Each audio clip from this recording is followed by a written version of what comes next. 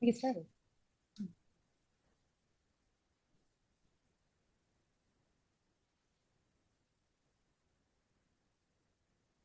Okay, I'm going to take the liberty of opening the session. Welcome everyone to the session. The session is on building the evidence base on building resilience. So welcome. A couple quick announcements, if I may. First of all, let me introduce myself before I speak. My name is Lauren Kelly. I'm the lead for Sustainable Development Evaluation in the World Bank. So I lead our work in sustainable development. I work on everything from climate change to disaster, fragility, et cetera. And that's what I do here. I can put it closer. Does that help you? Yeah. For those of you that aren't in the World Bank, I'm part of the Independent Evaluation Group. We are an independent evaluation agency in the World Bank that reports to the board, and that's my institutional role. I want to make a couple quick announcements, though, before I start and before I introduce the panel. All right. We are hybrid this year. So we have both people in their seats and we have people virtual. And we're keeping tabs on those folks. But I want to let people know that are online right now that we do have online translation. And they can access that, I believe. I believe that's the case. I also want to let you know about the format of today's event. This is a panel discussion, but we also want to be very engaged. So we want to be open to spending enough time on Q&A. We have planned for the Q&A to be at the end, but I think we can be flexible if there's room for that. We are missing one of the participants so far, and we are not missing her. She's here. So you will have less room for Q&A. So we'll welcome Joe to the room in a second. In fact, she's right on time because we haven't introduced anyone yet. In terms of the Q&A, the online folks, they can use the chat function to submit questions. And Ellen is moderating the chat, correct? So you'll be moderating that, and we'll go back and forth with the chat as well to bring those questions into the room. So let's let Jo take her seat, and then we'll get started. I'm going to introduce you after I'm done opening the mics. Okay, so I'm going to open, and I'm going to bring it. Yep.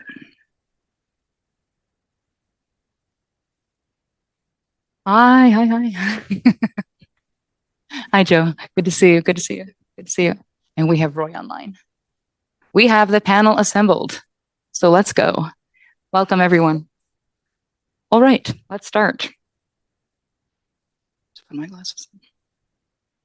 All right, let me start by asking you a question. And that question is, if I asked you how many times you've heard the word resilience mentioned in this conference? Okay, I heard it. I think you would say a lot. Okay. And if I were to ask you also how you would define it, I feel like many of you in this room that have expertise in this space would be able to riff on some variation of a theme. I feel like you'd be able to say something like, it is, I know, it's so close though. Some variation of, it's the ability of societies, states, markets, institutions, and communities to be able to absorb, cope, adapt, bounce back, and transform in the faces of shocks and stresses. I mean, you all know that definition. So I feel like you could tell me that. But if I asked you how you measure it, what would you tell me? And I think that's why we're here today. We're here today to draw from this esteemed panel who have worked in the field of resilience in many different ways, a very multidisciplinary set of sectors, to understand how they understand resilience, how they've implemented, and how they think about the measurement thereof of that. And I think that's what we're trying to achieve in this forum as well, to bring this home a bit, to coalesce around a definition, to coalesce around an understanding around these multiple disciplines, and to bring some, if I may, some cohesion to the space. I don't know if we can do it in an hour, but let's start the conversation. I'm going to speak just for a minute about my experience in the evaluation group. And then I'm going to turn to the panel. I'm going to introduce the panel, and then I'm going to ask them some questions about the themes that I just introduced. And I just talked to you about the very different ways that we work on resilience. And let me give you some examples just to sort of tip the conversation. And I'm going to give you 4. So in the independent evaluation group, where we do countless numbers of evaluations, I looked at how many times we've worked on the resilience issue across the board. And it just appears like we are always working on it now. We are always having to think about what does resilience mean, no matter what sector we're working on. When we worked on urban resilience, for example, We had to think about how the World Bank is supporting cities to cope, adapt, and transform in the face of shocks and stresses. And then we, as an evaluation group, had to develop models, all right, to measure that, to measure system change. And we have some weak indicators there, right? Number of days that it takes a city to bounce back after a shock. How long does it take a city to re-deliver or to get started again with those basic services, whether it's heat, electricity, public transportation, et cetera? Kind of weak indicators, but they're there, right? But we're adapting the way that we're doing our own M&E, our own evaluation, our own studies to try to understand how we can measure this. I'll give you 2 more examples and I'll stop talking about my work. We've worked on disaster resilience, right? We no longer talk about disaster response. We talk about disaster resilience. We talk about disaster risk reduction. And in order to do that, we have to measure resilience. And part of the way that we've been doing that is using great World Bank research. And that great World Bank research has shown us that it's not about income levels. It's about sources of income, how you derive your income, and how networked you are to be able to access assets and resources in the face of shocks and stresses. Okay, so we throw away our income model, and that's novel. All right. And so it's really changing the way that we think about the way we measure and evaluate things in this space. I'll give you 2 more, then I'll stop. Because I can't not mention our friends in the social sustainability and inclusion space that have been working for years on trying to understand how to measure societal resilience, okay? And linking empirically societal resilience metrics to poverty reduction. And they've been doing that for a long time with metrics around social cohesion, inequality, and understanding how that leads to poverty reduction and sustained prosperity over time. So let's give a nod to that group. And then finally, I would say, what about artificial intelligence? I had to say it. Because there's a lot of buzz now about how we can use artificial intelligence to create more predictive proxies around conflict, to think about peace building and conflict prevention. But what are we going to do with that?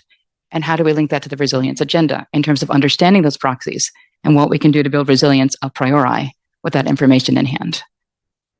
And those are good questions too. But these are all questions that I posed to you today, and I'm going to pose the toughest questions now to my panel. So now I turn. So first, what we're going to do is pose questions to our panelists, and we're going to start with John Kurtz. And John, you are the Senior Director for Research and Learning with Mercy Corps. As many of you know, Mercy Corps is a global humanitarian and development organization. I think it needs no introduction. You lead research on what works to strengthen resilience to climate change, natural disasters, and violence, amongst many other fields, including in conflict prevention. Okay, I think we then turn to Joe, but I think we have the seating order a bit now. Joe, the Associate Vice President for Strategy and Knowledge at IFAD.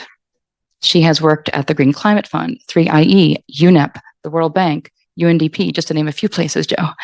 And then we'll go to Jess.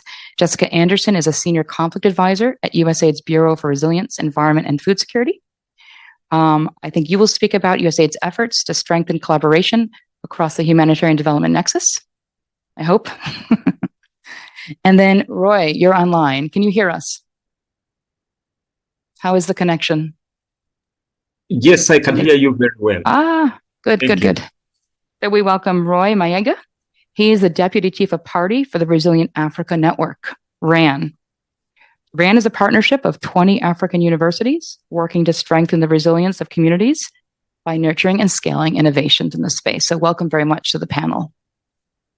Thank you. All right, so with no further ado, let's get started. John, I'm going to turn to you first. As the Senior Director for Research and Learning with Mercy Corps, can you talk a little bit about where you have seen progress on deriving evidence and learning on resilience in FCV contexts? And then can you also speak about how we can better leverage the strengths of different approaches, okay, that you've been exposed to, that you've led, like the ones I referred to as well, by the way, to build and measure resilience across development, climate adaptation, humanitarian, and peace building efforts. That is a mouthful. Sorry about that, but all of that today. So if I can turn to you first, and then we'll go to the rest of the panel. Thank you. Thanks, Lauren, and thanks everybody for coming out and continuing to trickle in. Joe, welcome. So I wanted to start actually by giving a nod to some of the discussion that happened yesterday on resilience. Not sure if anybody else was at this session that Michael Woolcock moderated, but I left pretty inspired by this sort of broader vision of what resilience could be or should be in FCV contexts. That said, the version of resilience that I'm going to speak to now is fairly squarely rooted in the kind of dominant mental model that was discussed. So while that probably is oversimplified, I do think that there's still a lot of room for improvement within that, and a lot of diversity within that we can bring together. So that's just putting that out there, and I'm going to avoid eye contact with all the panelists from yesterday from here out. But when I think back to the emergence of resilience as a concept in development humanitarian work, it's clear to me, at least, that we've come a long way, especially on the evidence and learning front. And as a couple of examples that sort of stand out of how evidence is starting to make a difference in this field, one is pretty basic, actually. It's just evidence that these longer-term, multi-year investments in protracted crises can work. And I think the drylands of Ethiopia and the investments made there are typical of what we've seen elsewhere. And in particular, sort of evaluations there showing that how integrated humanitarian development work can save lives, save livelihoods during multiple drought cycles. And that's pretty fundamental just to this basic goal of the resilience agenda, which has been trying to bring more development finance into places that historically were just relegated to having humanitarian assistance. So that's a win, and you see it playing out in places like USAID, where they're now investing longer-term development funding, Feed the Future, for example, in places like Northeast Nigeria, and that probably wouldn't have been the case. The second example is something that speaks a little bit more to what's missing to date and how we're approaching resilience in FCV contexts. And that's this critical role that we've seen of people's social connections and their social capital in coping with crisis. So, research by Mercy Corps and many others across a bunch of contexts has consistently shown that probably the biggest predictor of being able to cope and adapt with crises is the strength and diversity of one's social network. And this is less sort of actionable, but we are starting to see it translate into program decisions and thinking. So, for example, how we're targeting cash assistance or other social protection. There's a group of NGOs and UN agencies in Somalia, for example, that are experimenting with kind of area-based targeting or group-based targeting to try to channel assistance through social networks in hopes that, in the process they get strengthened or at least not undermined. So those are a couple of examples of progress I've seen where evidence is really contributing to the agenda.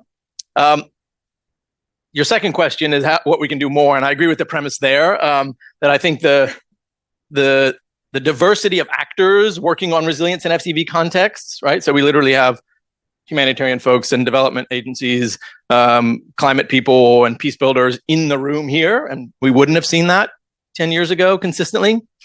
But we're still not tapping into kind of that full potential. And I think we, as a result, continue to kind of talk and work past each other towards this shared goal of resilience. And I just want to speak briefly to how that plays out in terms of how we go about assessing, measuring, and evaluating resilience, because I think it's sort of indicative of our bigger sort of ways of thinking and ways of working on resilience. So I'll caveat that these are sort of very sort of broad stereotypes of these actors and fields, but hopefully it'll drive the point home. So on the humanitarian side, I think they have largely evaluated and looked at resilience as a set of capacities, these things that help to mitigate the impacts, negative impacts of shocks, and often kind of trying to evaluate how humanitarian action helps to support those sources of resilience. So a good example is the work of WFP and others on trying to look at how anticipatory cash transfers might be able to sort of protect lives and livelihoods more than cash provided after an emergency onset. Super important question. But for lots of the rest of the resilience world, we look at that and go, how can a one-off cash transfer, put a dent in this thing we're calling resilience in complex crises? And the humanitarians would agree, but it's sort of, that's where they're at in the evidence agenda. Development actors have sort of come in and largely, I think, sort of sidestepped that kind of messy middle of resilience capacities and really contributed to the field by focusing on outcomes, right? Resilience is a set of outcomes and how those behave in the face of shocks. And I think the evaluation work done in Ethiopia that I mentioned is a good example of that, where, we and others have been able to look at program impacts on things like consumption smoothing of households or economic recovery of small businesses during and after major droughts. So that's a big contribution. But then you shift to talk to climate folks, and they point out some pretty fundamental flaws in sort of both of those models. One being just the absence of attention to environmental factors, meaning, buoying short-term economic outcomes at the expense of the natural resource base can't possibly be resilience. And there's some good evidence around that. But then also just pushing us to think about timeframes. So looking at, change 1-2 years after kind of a major shock event has been pretty good in a lot of our fields. I think for climate experts, you're talking about 10 and 20 years when we can start seeing some of these changes and knowing whether or not, resilience is there.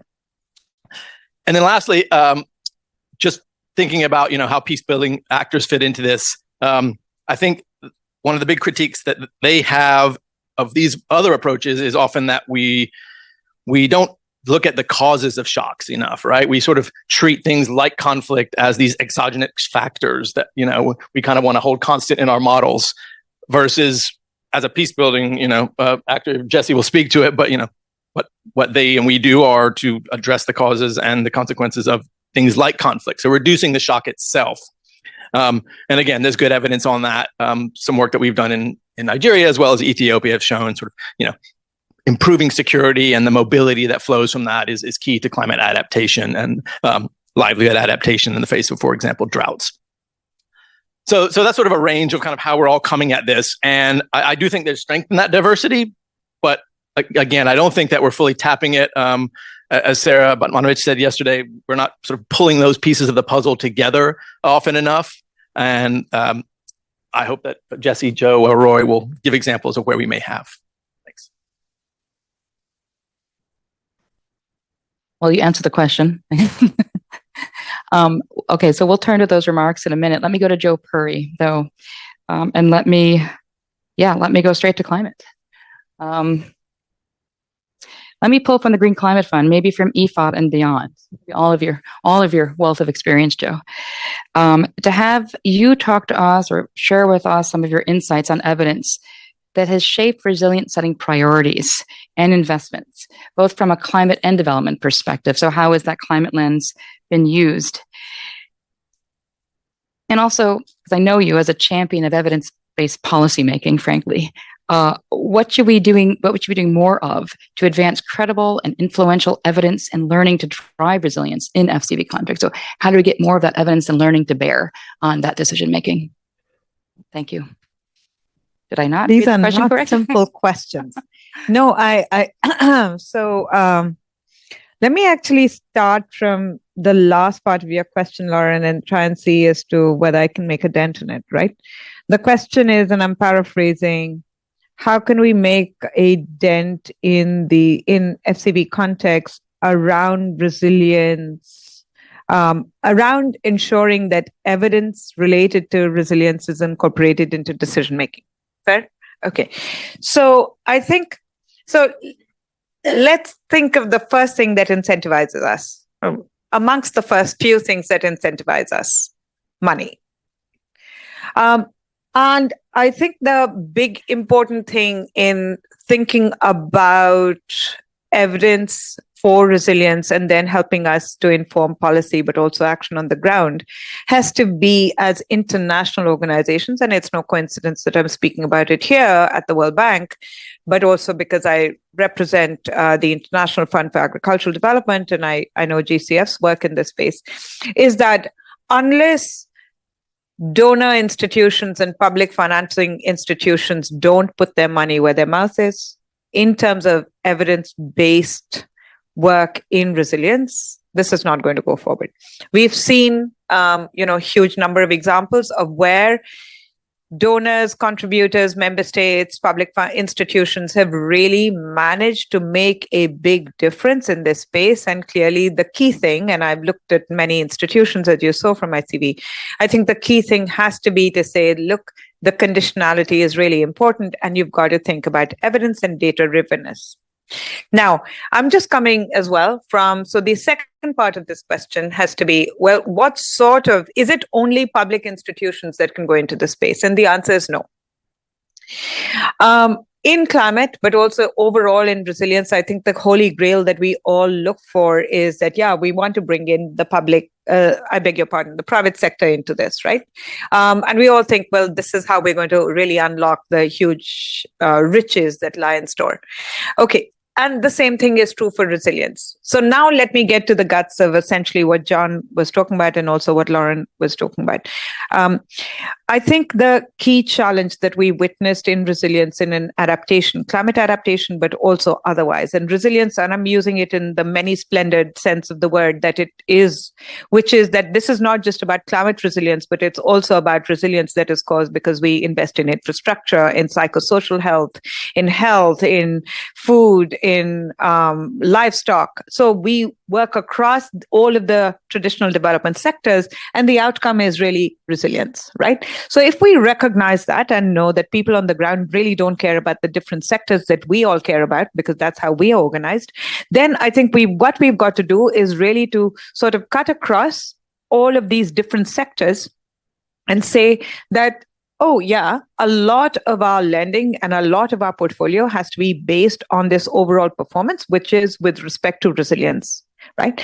And the key challenges in this space has been that most of the resilience measurement, and John spoke about this, has been very fragmented. So if you speak to the water sector, then you're essentially, water-related resilience, and let's measure resilience along that pathway. Or if it's food, then let's measure resilience along that pathway. But actually, it's almost embarrassing if we say that in today's world where all of our technology and the AI ability that we have, Lauren, can actually help us to measure resilience at the overall outcome level. And I say that because at IFAD, and here is, a slight amount of hubris, at IFAD, we're doing that. So I'm coming away from a talk that I just gave at the IDB about something called resilience credits. Yeah. And the idea there is really recognizing that, look, irrespective, you can be pathway agnostic, irrespective of what the development pathway is through which you get to resilience. It is possible today, and we've tried this with our $8.5 billion portfolio, to then measure resilience and say as to whether the investment or the money that we are putting on the ground has been additional over and above what would have happened in counterfactual situations to get us improvements in resilience at the portfolio level. If you can do that, then you essentially are giving bragging rights to both public as well as private institutions to say, we can move the ticker on resilience by 1% or by 5% or by 10%. Right? And if you do that, then you can essentially generate what's called a credit and you can trade it. So that overall pathway is quite elegant. What we've done is we've essentially experimented with these measurement indices. We've gone pathway agnostic because we know that adaptation on the ground and resilience building on the ground has to be context specific. Therefore, it belies sort of the kind of aggregation economies that you'd want to see otherwise, but because we've been able to be pathway agnostic and measured it, we have then measured resilience for our $8.5 billion portfolio, said that we've been able to improve the resilience of more than 46 million people by more than 14%. It is statistically significant. It is not happening with each one of our investments, but it is occurring at a portfolio level. And therefore, we are here to invest in resilience at the outcome level. And that's the performance that you should gauge us against. That's what is informing our policy on the ground as well. Thanks. Joe, you've even quantified it for us. Thank you so much. As you would expect. Of course. Jess, over to you. Let me just go to my question here. Yeah. I wanted to mention the progress that's been made on USAID's resilience. policy revisions. And preparing for this meeting, I read all of, all the updates and what you've been doing. So I know that you're in the center of that and really acknowledging, and even you told me before this meeting that still updating, still sort of revisiting these resilience policies at USAID. So what I'd like to talk to you about is your experience, and to ask you if you can speak about some of the adjustments you've made at USAID on the basis of these revisions, on understanding how to work differently on resilience in SDV contexts, and how that looks differently, how that would look differently from before and after in terms of what you see. Your experience has led you to make. Thank you. Yeah, over to you. Yeah, thanks. And I'll give more of the peace angle to this, because everything Joe and John said, I completely agree with. I would say when we think about what we learned in the past decade on the peace side, I would say, and this is a little artificial, but you had a camp of maybe more development economists who are maybe thinking about shocks like drought. 10 years ago, we were more focused on things like drought, flooding, et cetera. And then conflict comes along as this really, and it's not like it came along, this is also stylized, but it comes along as this thing that John said this, you might think of as an exogenous shock, and so that's one camp. And then we have a peace and conflict community that you really want to bring to the table. But they're more focused on peace building in and of itself, standalone peace building and really addressing the root causes of peace. And I think what we've learned is that there's just blind spots to each of those. So, in the development economist camp, they're not thinking about the thorny political economy dynamics that conflict creates. Topics like social cohesion or collective action might seem kind of soft. But at the same time, we know you can't earn your way out of collective action problems. Those are the situations we're faced with. Now, on the other side, in the peace space, there is that more particular focus on building peace, maybe with less focus on what that means for other well-being outcomes, right? But we know we're in this land of compounding risks, and we know people in conflict zones are also very focused on their health and feeding their families and providing for their families. So what does it mean to stitch those worlds together? So where I think we've really landed is that you need to integrate the logic of violence into our efforts to build resilience in conflict-affected places. That's sort of the punchline. And I would say that there's certain research agendas that have then spun out of that reckoning that folks on this panel have been thinking about a lot, but it's topics like social cohesion, collective action, public trust, inclusive markets, still about livelihoods, but inclusive markets and livelihoods, thinking about responsive governance, and then integrating bread and butter conflict mediation approaches too. But yeah, I would say that's kind of like the direction that things have gone in the past 10 years. And those are the agendas I feel like we're looking at. And then there's really rich data from folks like, JPAL, IPA, on what some of those approaches might look like. So for instance, this is a really light touch example, but intergroup contact is basically when you get folks from different competing groups to work together. That's something you can integrate into vocational training. And there's great RCTs on, what that looks like in Nigeria to integrate intergroup contact so that you get those peace dividends while you're raising incomes. And then similarly, I would say in the maybe like public trust space, there's a lot of great research about just what this means to be thinking about government accountability, taxation, corruption, et cetera, in spaces where we're facing these shocks. And there's really interesting programming examples too. So like one that comes to mind is in Bangladesh, in the Chittagong Hill Tracts area. This is an area that's long marginalized, post-conflict zone. They also are prone to landslides, flooding, et cetera. Their disaster risk committees didn't work. And that's because they were government-led in a place where people don't trust the government. So an activity, a USAID activity, but it wouldn't have to be USAID, said, why don't we fill all the remaining slots on this activity with traditional leadership from this area and see what happens there. And all of a sudden, this defunct disaster risk committee is actually highly effective because it's legitimate. It's considered legitimate. And then you not only get the peace dividends of that, the public trust, that citizen-state interaction that's more meaningful, but you also just get a DRR committee that works. So that's one example of like what it looks like at the activity level to weave this in. I think it's brilliant. You're just weaving together all the themes. Thank you. Okay.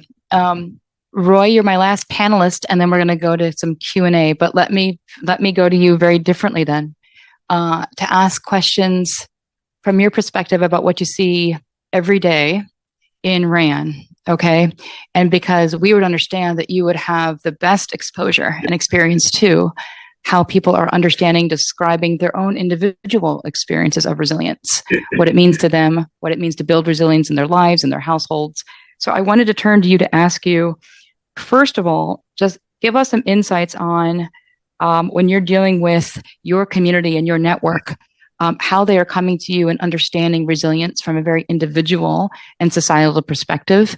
But then I want you to tell me how you see that as being, or do you see it as being different from the way that development practitioners describe and use resilience language and metrics? How does that differ from your perspective? Thank you. Yes, thank you very much, Chair. Yeah, so we've been doing this resilience analysis, taking a community perspective, where the community drives the evidence that we collect. And we have done a number of these in communities that are in fragility settings. We've looked, for instance, in Borana Zone in Ethiopia, which is a mainly pastoralist region that faces these long periods of drought. And then we've been to Mogadishu, areas around the city, where there are lots of people who are displaced by the war, but also vast climate events. And we've also looked at some people in North Kivu, some communities in North Kivu, in the DRC, and also some communities in northeastern Uganda. And to take the community perspective, we did not come in with assumptions. So we asked questions at 3 levels. One of them, the first level, was aspirational. What makes you fulfilled and happy as a community in the face of the adversities that you face? So that was, we wanted to understand their aspirational goals. And then in between that, then we asked them, what are the issues that prevent you from achieving that fulfillment, including the shocks and stresses? And then the third layer, we would go to the root causes. What are the underlying issues that affect these mid-level factors? So we found some areas of convergence, but in a number of areas, we also found that communities have different perspectives on these issues. For example, in the pastoralist communities in Borana Zone, in the southern Ethiopia, when we asked them, what makes you fulfilled? What makes you happy? They mentioned psychosocial well-being, but they linked this closely to the well-being of their stock, their livestock. These are pastoralist communities. They prefer having these very large herds amidst the environmental strain. So it's about numbers, but when their animals are happy, then they are also happy. And then for us, when we did our own complicated analysis, we did some structural equation models on these dimensions, we found that food security was the big issue there. Food security. And indeed, from many technical assessments, the big issue is food security. But to the communities, they feel that it is psychosocial well-being, which is closely tied to what they value in terms of their livelihoods, and that is their cattle, their goats, and their sheep. So that's one thing that we really need to think about a lot. The other thing we found is that in communities that are much lower on the fragility scale, when you ask them, what makes you fulfilled? Of course, they'll mention the issues of psychosocial and health, but then some things that we take as the intermediate things, the things that lead them to the health and the wealth, things like human capital, things like infrastructure, things like roads, things like governance, they start to mention them at aspirational level. We saw that, for instance, in DRC. When you ask them what makes you fulfilled, they started talking about issues about infrastructure. The infrastructure is so bad. So, and yet these are things that we thought are things that lead to the aspirational state that this community would desire. So our conclusion was that when communities are very low on the fragility scale, some of the basic things that lead to ultimate fulfillment, they take them as the ultimate fulfillment itself. They say we want roads, we want security, we want to be secure, and that. And then the other thing that we found is that in some of these communities, there are differences even within the community regarding resilience. For instance, in northeastern Uganda, which is also a pastoralist community, the famous Karamoja, we found that there are these dominant groups which are mostly pastoralists. But then there are the smaller groups, which are, they're not very small, but they have been pushed to the fringes. They are mostly agrarian, but because of these other dominant groups, they are being pushed away from social services. They cannot access schools. So they have even been pushed further on the fringes. So even within a community, we need to look at, there could be different gradients of fragility. So these are some of the things we observe. But we also, we've also found a number of areas of convergence. For instance, issues about psychosocial well-being and tend to come out at the ultimate level.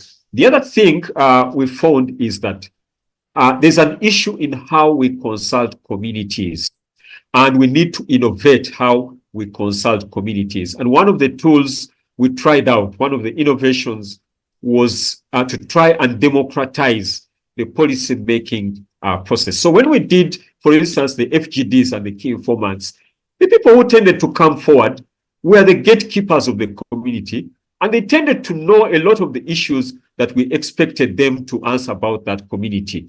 But when we took a turn, we did some deliberative polls. And in the deliberative poll, you get some key resilience of policy issues in the community.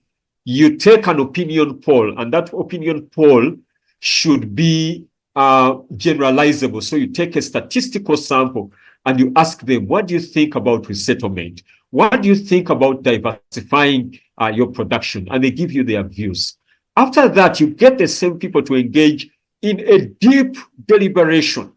They deliberate. You tell them about the pros and cons of different aspects, and then you take a poll again. And to our surprise, there are things that are strongly held in the community that change when communities are involved in deep deliberation. So, and then there are certain things which don't change. The community remain stuck in their views about a certain issues, but there are a number of issues or policy considerations that change, which when we are designing program, one of the key things we learned is that we have to get into deliberative processes to get buy-in from the communities in order to increase the acceptability of some of these interventions that we give to the communities. One thing, hypothesis that we had is that it is very hard to do a deliberation in communities that have low literacy rates because you have to prepare these briefing documents, they read them or interact with them so that they get to know the depth of the issues. But we quickly learned that when you re-engineer certain things, you do some pre-recordings, you get moderators who know the local language. Actually, it's possible to do these kinds of deep deliberations, even in very, very marginalized communities, and you learn a lot from the communities. I'll stop there. Thank you, Chair. That is the perspective that we had. Thank you, Roy. That was really rich. I think the entire community here was just riveted and listening. But now I have to ask a format question here. We've gone through the panel once, and I know we have these online participants also that may be weighing in. We don't have any questions there at all. Okay, then I'm going to keep moving. I would then ask the audience at this point if they have any questions, and I can do it that way. And if you don't, I will ask a question of the panel. And we don't have a mic set up, so people would just have to. There is a mic? Okay. Okay. If there's no questions, then I will get it started. Yeah. Okay, let's reverse order then. Yeah, there is, of course. Oh.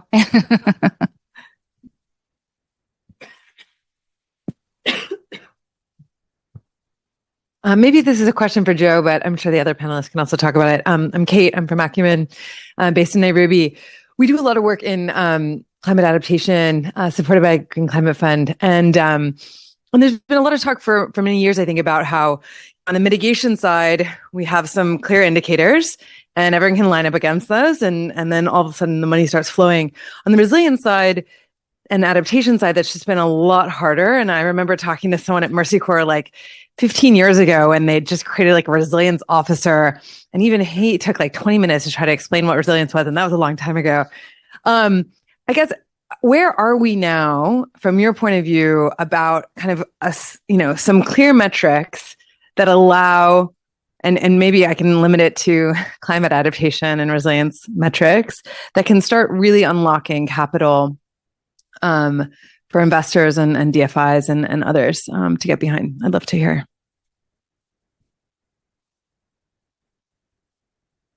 I think President Bunga just said recently that he prefers one question at a time. So let's follow suit.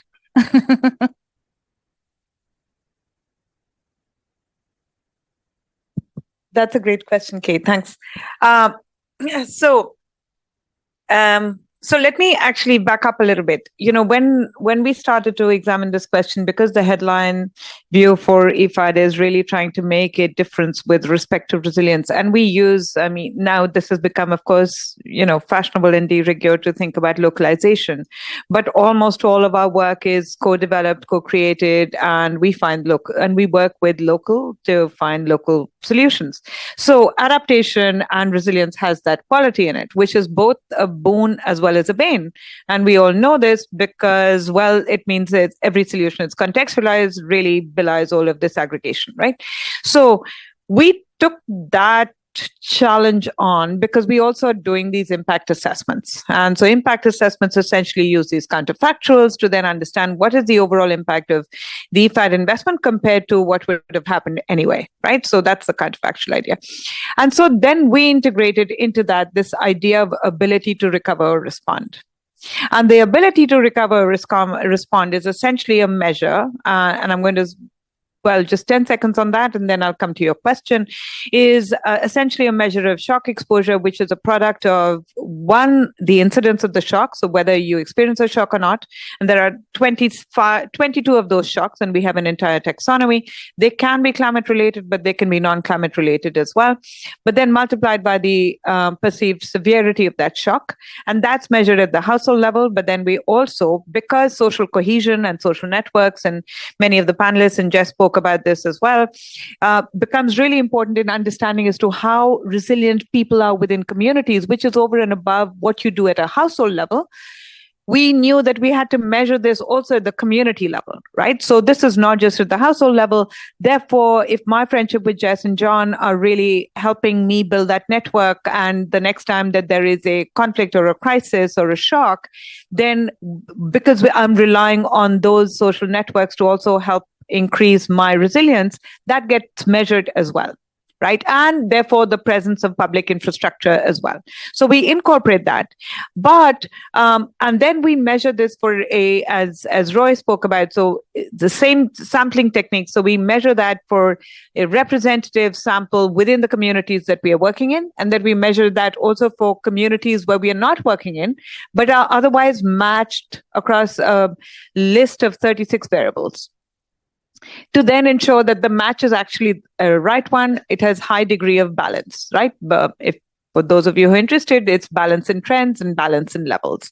So we look at that as well, and then say, okay, what happened in these other areas? The strength of this is that it helps us to also understand resilience in chronic conflict and or fragile situations. right? So it doesn't matter whether shock is occurring or not. This has been the challenge of the resilience community, that you're really dependent on a shock to occur to then understand how well you recovered or were able to withstand the shock. But actually, because we've got the counterfactuals, and I know Acumen works a lot in that space as well, because we've got that, all you need to do is to essentially say, how well are we doing with respect to this ability to recover and respond with respect to, a year and a half ago. And whether a shock has occurred or not, the fact is that a lot of these communities that we're working with are fragile and or chronically shocked. And so it is possible for us then to say as to what was the additional impact that we were making over and above what would have happened anyway. Now, this is basically what we do. So whether you wanted to understand their response to climate shocks or non-climate shocks, so macro, price, whatever, we are then able to then say that irrespective of the kind, and that's why we're agnostic on shock and as well as agnostic on the kinds of interventions, because those need to be developed in a context-specific way.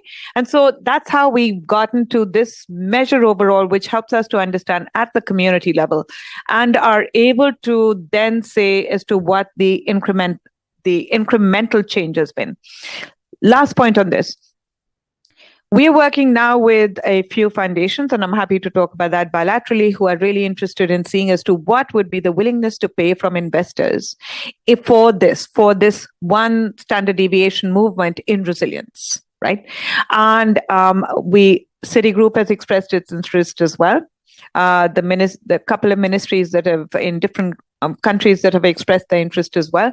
And the idea is that we are working towards now a blended finance platform that is bringing in investors with different risk appetites to then say that, look, we are interested in funding resilience because we recognize both that it has a global good aspect to it, right? It helps, say, making food more secure, the globe more secure, but it also has a private good aspect to it because we can secure our own investments far better with resilience-related investments. So it sort of is pricing this idea of an improvement in resilience and ensuring that, yes, the global good aspect of it is also paid for because that's the missing market that we usually see in most of our in the globe, in the world today.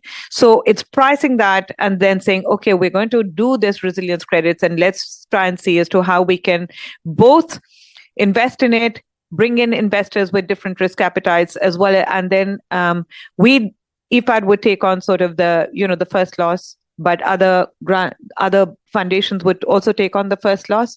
But then there are senior investors as well who would come in. Thanks.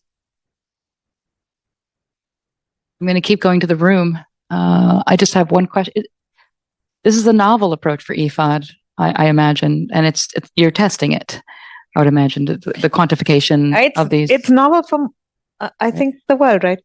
So, I mean, it's novel for pretty much everyone that we've spoken to. But what got everyone excited and interested is this idea. And that's why, so few others as well, Mitsubishi, etc., all got interested in it, saying that, look, clearly, if we want to step into adaptation, the rhetoric in the climate space has been around adaptation, and yet we're not seeing the sort of big uptick with respect to, commercial financing coming into the space, right? So that's essentially then getting them to put their money where their mouth is, but then as a public institution, also creating that space that can truly incentivize them. Thank you. I mean, you're pricing it, which is fascinating. Okay, we have the second question. Thank you. My name is José Rivera. I'm a consultant for companies or organizations that work with migrants and refugees. And I wanted to ask all of you if you could speak to perhaps new innovations or things you have learned when it comes to cash transfers, and perhaps around how, like, any type of systems that you have put in place when it comes to prevention. Perhaps having systems that are ready to communities that are already being impacted or are going to be impacted in the future, and how could that be deployed and implemented? Thank you. Do I have anyone on the panel that wants to go first? Either or? Yep. Okay. So I don't have something super squarely on that in terms of like the prevention side of cash, but I think something that's striking is 3IE has put together gap maps and synthesis reviews for what we know about building resilience in building resilience generally, and then you can filter for in conflict affected places. And the number one thing we have studies on is cash. It's cash and then savings groups, and then it trickles down from there. But I think it's striking that the impact, there's always tactics to increase prevention and to be making sure that we're doing things in a conflict sensitive way, like digitization, all sorts of things that we can be doing in that front. I'm like aware of it. I just don't have like super specific technologies top of mind, but I think it's striking that it's where we actually have the richest evidence for what builds resilience in conflict affected places. Part of that is because it's easier to measure cash stuff, so there is that, but then the impact is there as well. So I think that's, just interesting. I'll add one example that my colleague Ellen in the room could probably speak better to, but relating it kind of to some of the migration side that you're talking about. So there is a lot of work on anticipatory cache and as part of early warning systems, but sort of the source of that cache is kind of interesting. So one thing we're trying to work on in Central America to start is looking at how remittances can be leveraged as a source of anticipatory cache. And in this case, sort of triggering early warning messages to remittance senders, in this case in the US, and trying to track if and how, that helps people get out of harm's way of hurricanes and other natural disasters in the region. So that's sort of interesting up and coming work as well. I was going to say one of the bridging comments that keeps getting made here in this session that I kept picking up on is the chronic nature of fragility, but we're all talking about some sort of amalgamation, right, of these different factors, not just conflict, but also climate, the need for adaptation, but also then disasters, and then also just underlying stress factors. Because the more we talk, there's always been shocks, but what's different now? And I think that everyone's responding here by saying that we're working from these different disciplines, but what we're seeing is the need to amplify evidence to understand what works, but in the face of covariant shocks. I mean, these are multiple shocks now that are happening at the same time. And so then our understanding of this definition and approaches have to shift up. And I think that's also your question about how do we keep learning about cache? Because, we've been working on whether it's conditional or unconditional cache and a lot of evidence there, but not necessarily in the context of conflict affected spaces, as we all know today. That's the big conversation. Okay, so that's over. Yeah, of course. Please jump in and interrupt me too. No, I was just going to say one additional thing. I think this was a penny drop moment for me, and maybe all of you know this already, but I think, cash versus in kind of food, right? That question and recognizing that cash actually has multiplier effects, which are far greater than what you witness with in kind and what you witness with food transfers. I think was really important to recognize, and something that we took on. So, speaking about evidence-driven policy, something that we took on as well when we recognized that, look, markets can be a huge source of resilience, right? And so if you can shape, create, build, sustain new markets at the local level, however small, even in conflict contexts, but definitely in fragile contexts, then that can be a big source of resilience. And cash can help to create multiplier effects. So 1:2, right? That becomes in fragile context. And to be able to recognize that, I think was extremely powerful for me. And the evidence on this is actually very good systematic reviews. Thanks. And if anyone doesn't have access to or wants to have access to these evidence gap maps and 3A's work, we have experts here that can lead you right to that door. Okay, the next, let me just one more comment, which is timing. We do have more time, right? We have 5 more minutes. Okay, it's going so fast. Please. Hi, Anita Mengetti, and I'm not going to put Jessie on the spot, seeing as how she's my colleague, but I have 2 questions that are somewhat together. We're talking about measuring, and and I also was in the session yesterday that was rather. I left and just thought, could we measure anything? But so I have 2 questions. One is, we're talking about the things that you're measuring, and I'm interested in how are you sure you're measuring the right things?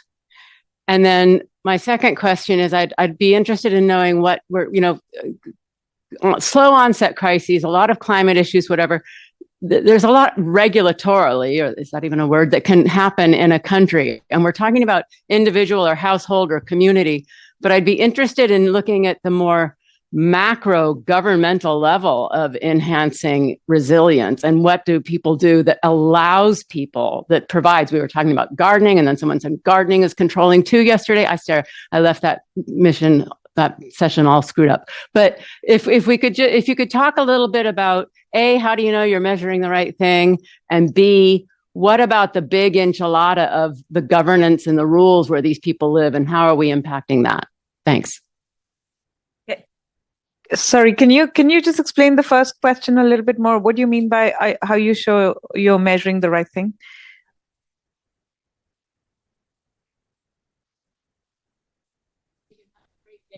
Mm-hmm.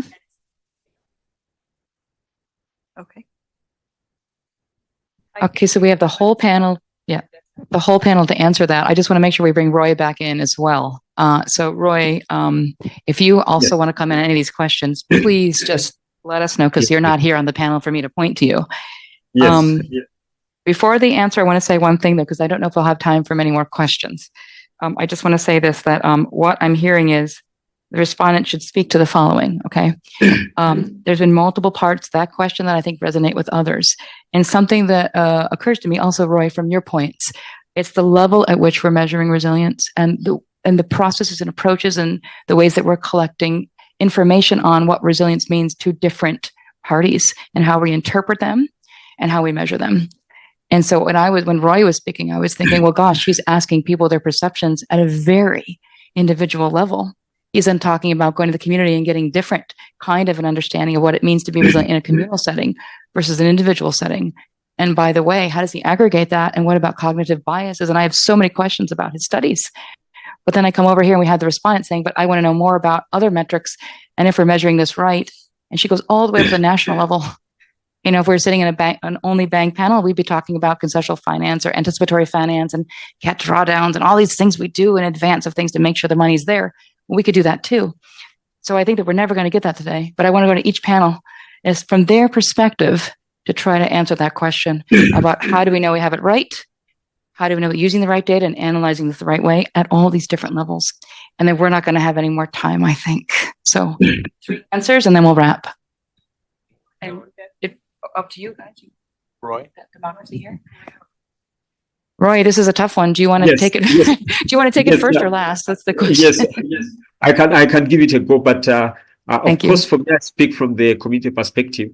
I think one thing that we've been very careful about when we are assessing these things at the community level is that we don't come in with objectively designed questionnaires at the beginning. So at first, it's very open-ended questions. We start with qualitative methods. The questions are so open, and as you saw, one of the questions we asked is, what makes you happy?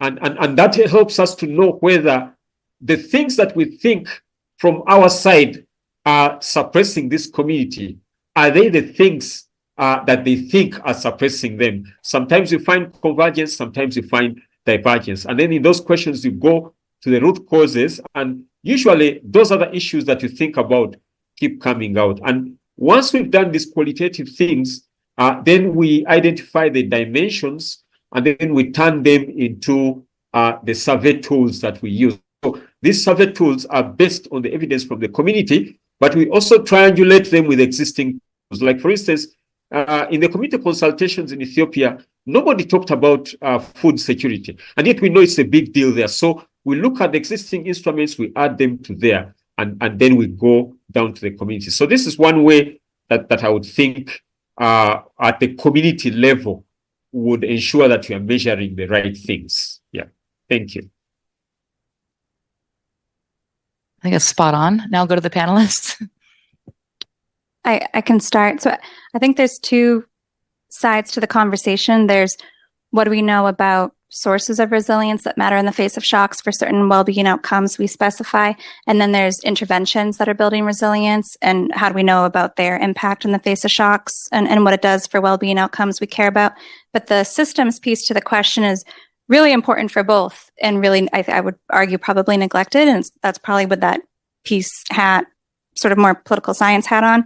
I would argue in fragile and conflict affected places, systems approaches are probably the kinds of investments that are game changers. And that could be social protection systems, more responsive governance, large scale investments by MDBs or with infrastructure on things like just private sector investment scaling up, all those sorts of things. That doesn't make for a tidy RCT. We don't have these easy counterfactuals for that. So I think there's a question for our community of what quasi-experimental methods or other rigorous approaches do we think are valuable to understand the impact of these systems level approaches while we pursue IEs with counterfactuals for all the activity level stuff that we can approach that with. But that's on the intervention side. On the sources of resilience side, just an anecdote back to the what have we learned over 10 years in the resilience policy space.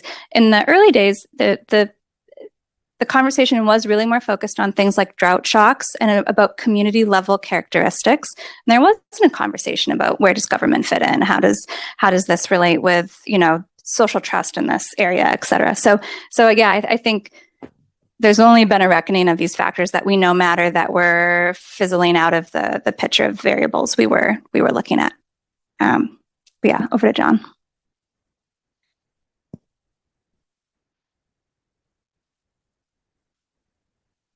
John's going to have the last word.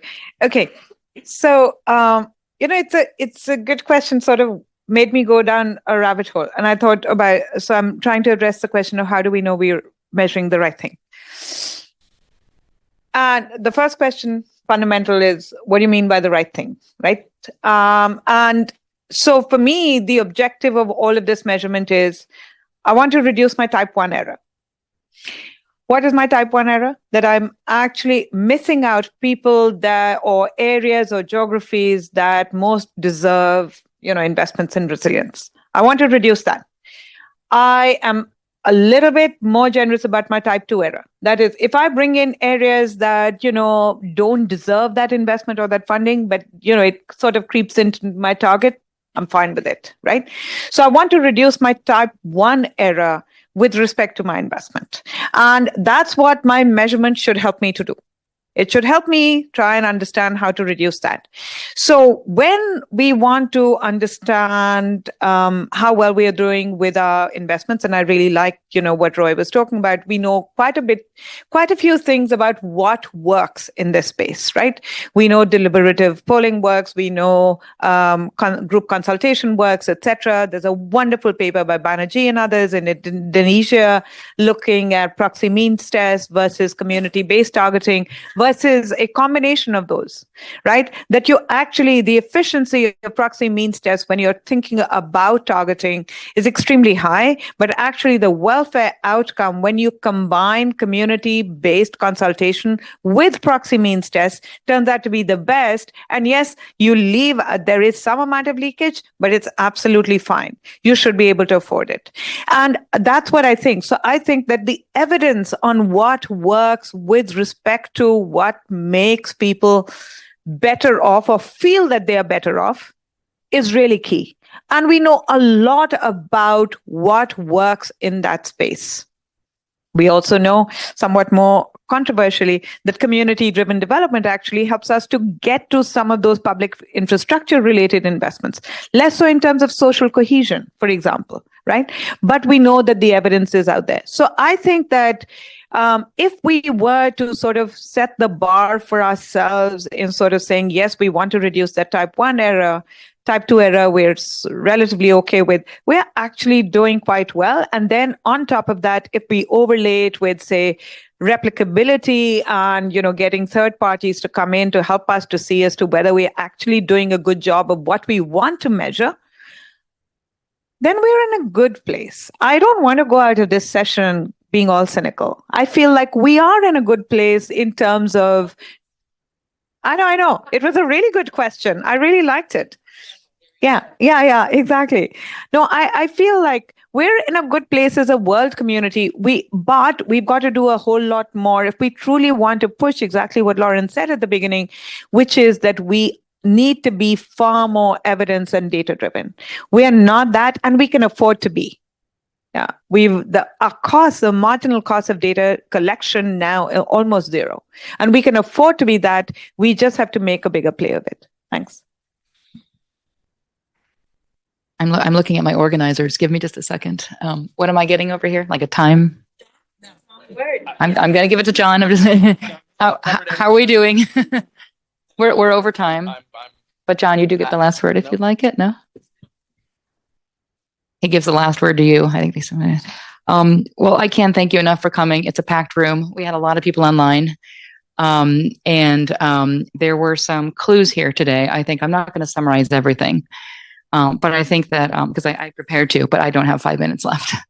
But I think that what I heard here is that I've never been invited to a panel before to moderate in or participate on where it was saying, okay, let's start talking from a multidisciplinary lens. I've been on FCV panels, right? But I heard, like I said earlier, if we were to bring humanitarian development, climate change, disaster, financial actors together and really start talking about these arrangements, the understanding, the metrics, et cetera, I think we can go far.